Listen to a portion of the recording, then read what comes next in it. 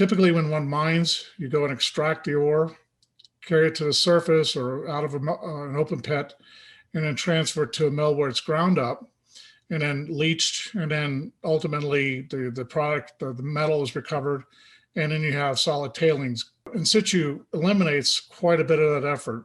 We can actually inject water into the formation with a very mild chemical, which is effectively oxidized club soda.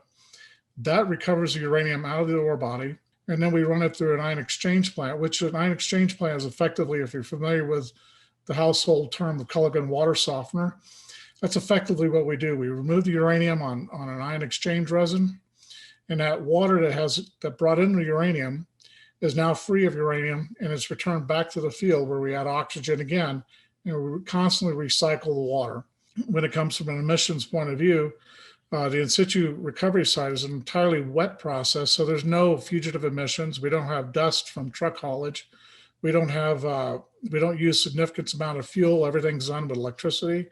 Also, all of our emissions are all contained, so there's no airborne emissions even off our chemical processes, unlike what one might see at a conventional uranium mill. Everything is done with a fairly minimal impact to the surface environment, as well as any kind of drainage issues or recontouring that one might see in a conventional mine.